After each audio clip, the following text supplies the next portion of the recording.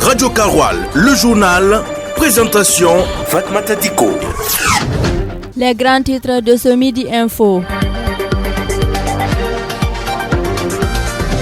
Plus quelques jours des examens du baccalauréat, comment les acteurs en charge des enseignements préparent cet examen, les détails dans cette édition.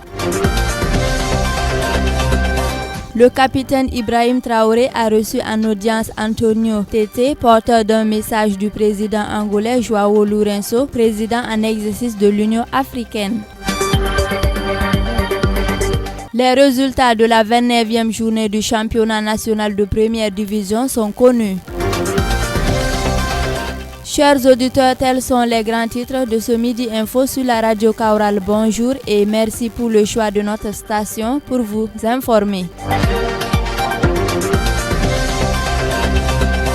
Commençons cette session dans la ville de Dori. La préparation des examens du premier diplôme universitaire n'est pas uniquement centrée sur les élèves. L'administration scolaire joue un rôle de premier plan. Pour comprendre l'état d'avancement des préparatifs de cet examen, nous avons échangé avec les acteurs en charge des enseignements postsecondaires, le stade d'évolution des examens du bac dans ce reportage de Ismaël Konfé. Plus que 6 jours pour les examens du baccalauréat. À cette date, le premier responsable des enseignements post-primaires et secondaires rassure. Tout est prêt, même s'il subsiste quelques inquiétudes qui seront résolues. Salifou Porgo. Alors les épreuves sportives ont déjà eu lieu. Actuellement, l'armée a déjà déposé les épreuves dans tous les centres de composition. Pour les candidats libres, les convocations sont disponibles. Ce que nous attendons actuellement, ce sont les convocations pour les acteurs. Là où nous avons une petite crainte, c'est au niveau des bacs professionnels. Nous avons appris que certains qui sont partis. On espère que ceux qui sont là pourront en fait tenir le jury. Dans le cas contraire aussi,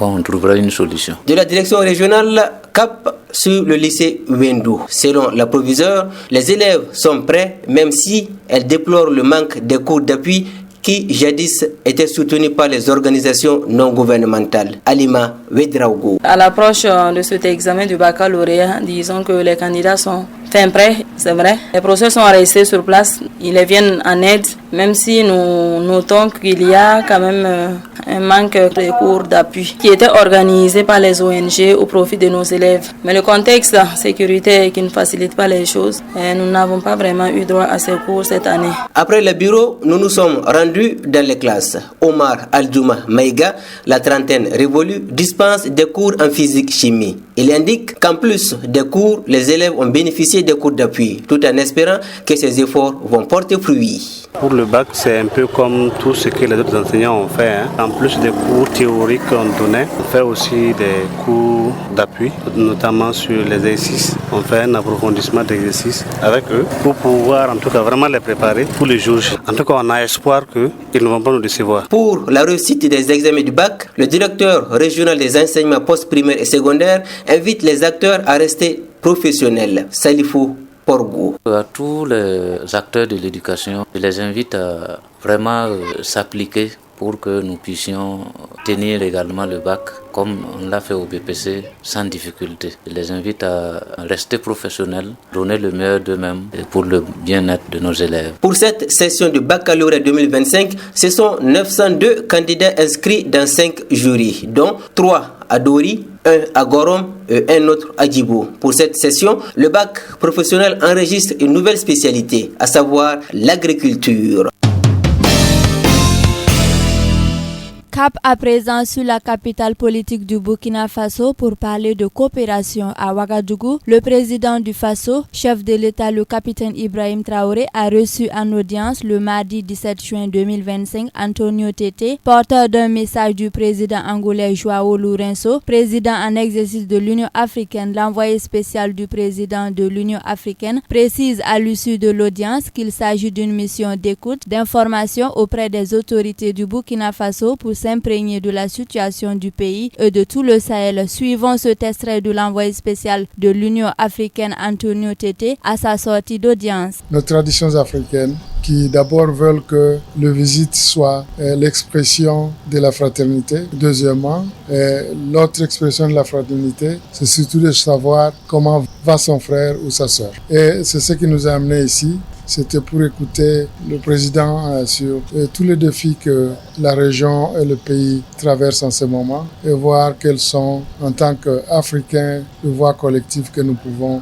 n'est-ce pas, trouver pour pouvoir avoir des solutions à tous les défis qui varient d'une région à l'autre. Et cette région particulière, nous avons des défis de sécurité. Et la sécurité de cette région est aussi la sécurité de l'Afrique. Et donc, il est bien normal que le principe de la non-indifférence, n'est-ce pas, en tant que principe de l'Union africaine que le président Lourenço préside, et soit celui qui nous guide à nous intéresser à tout ce qui se passe sur le continent et dont le pays qui est, n'est-ce pas, un pays africain, le pays des hommes intègres. Et nous avons été très édifiés par ce que nous avons écouté. Non seulement nous avons écouté le président du point de vue de la situation interne qui se passe au pays, mais aussi de voies et moyens de continuer à solidifier le pont entre les Africains. Il signifie entre nos mécanismes que nous avons tous, n'est-ce pas, construits et aussi suivre ce que disent nos peuples, la cohésion entre nos peuples qui n'a jamais connu des aléas et qui n'a jamais connu des limites et qui continue à se fréquenter et que nous devons tous accompagner. Et c'est pourquoi le président Lourenço m'a envoyé ici. Parlons à présent des langues nationales. Le mardi 17 juin 2025 à Ouagadougou, la Commission nationale des langues nationales a tenu sa première session statutaire présidée par le ministre de l'Enseignement de base, de l'alphabétisation et de la promotion des langues, Jacques Sostène Dengara, président de la commission. Cette rencontre marque un pas décisif dans la mise en œuvre de la politique linguistique du Burkina Faso. Le reportage de Cheikh Yannick Somé. Cette rencontre présidée par le ministre de l'Enseignement de base, Jacques Sostène Dengara, a connu également la présence de certains membres du gouvernement, notamment le ministre Adjima Tombiano de l'Enseignement supérieur et Gilbert Ouedraogo de la communication. Ils ont pris part à l'ouverture en qualité de vice-président. Pour le président de la commission, Jacques Sostène Dengara, il s'agit de faire de nos langues des forces de proposition et d'anticipation au service de la nation. Il a aussi souligné l'ambition de faire des langues nationales des leviers de cohésion sociale, d'inclusion et de développement endogène. Cette session inaugure la phase opérationnelle de la Commission nationale des langues nationales avec à l'ordre du jour la mise en place des organes qui sont le Conseil d'orientation, le comité scientifique et le secrétariat exécutif. Cette politique entend inscrire les langues nationales dans une dynamique de modernité, loin des replis identitaires, et porte plusieurs missions: la vulgarisation des résultats scientifiques, la formation et la production de contenu en langue nationale en lien avec une vision claire, transformer ces langues en patrimoine partagé et en instrument d'avenir. La Commission nationale des langues nationales a été créée le 12 mai 2023 et compte 66 membres issus des différents domaines d'éducation, de la recherche et de la culture.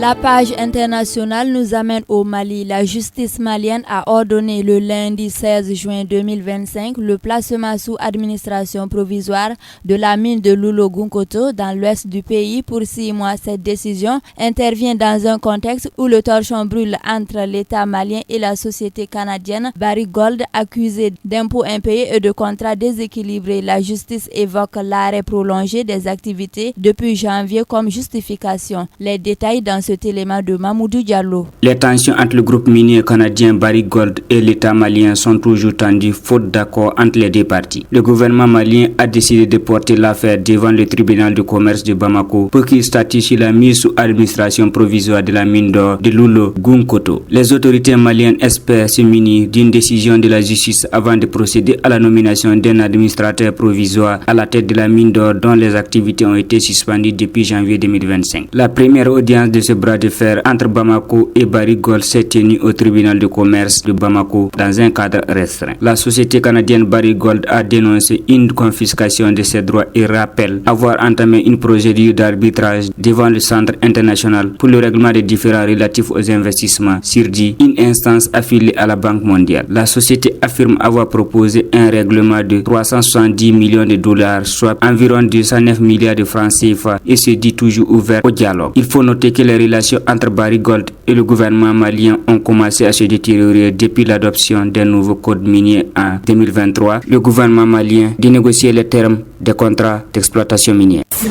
basket, handball, judo, cyclisme, le sport. Refermons cette édition avec la page sportive. Le litige opposant les électriciens de l'AS Sonabel et les militaires de USFA depuis la 29e journée du championnat national de première division s'est finalement résolu avec une victoire sur tapis vert 3-0 pour l'USFA le dimanche 15 juin. Les explications de Amadou Ly. Après la décision de la commission de recours de la Fédération burkinabé de football de jouer la rencontre entre AS Sonabel et USFA, les électriciens ne se sont pas présentés au stade municipal le dimanche 15 juin pour disputer le match reprogrammé par la Ligue de football professionnel. Conséquence, ils perdent par forfait et sont condamnés à payer une amende de 200 000 francs CFA, tandis que ISFA se voit attribuer une victoire sur le score de 3-0 et termine deuxième du championnat. La moisson est grande pour cette équipe qui décroche aussi son billet pour le tour préliminaire de la Coupe CAF 2025-2026. Pour comprendre ce rebondissement, il faut remonter le 9 mai dernier lorsque le match avait dû être annulé après que les deux équipes se soient présentées avec des tenues uniques rouges et bleues. La Ligue de football professionnel avait immédiatement attribué la victoire à l'AS Sonabel, décision contestée par les Bidas qui se sont plaints auprès de la commission de recours de la Fédération burkinabé de football. Après jugement de l'affaire, ISFA sort gagnante et la Ligue s'est exécutée à reprogrammer l'opposition entre le deuxième et le troisième de la Ligue 1 burkinabé. Bien que les électriciens aient reconnu le verdict, disent ne plus disposer de ressources pour jouer le match. En attendant, aucune réaction de la part des dirigeants de l'AS Sonabel a été observée. ISFA, quant à elle, continue de jubiler sa double victoire. Radio Karoual, le journal, présentation Fatmata Diko. Chers auditeurs, c'est ici que se referme cette édition sur la 104.6 FM. À la manipulation technique, on a Alexis Palais. Merci à vous de l'avoir suivi. La version Full Day vous revient dans quelques instants.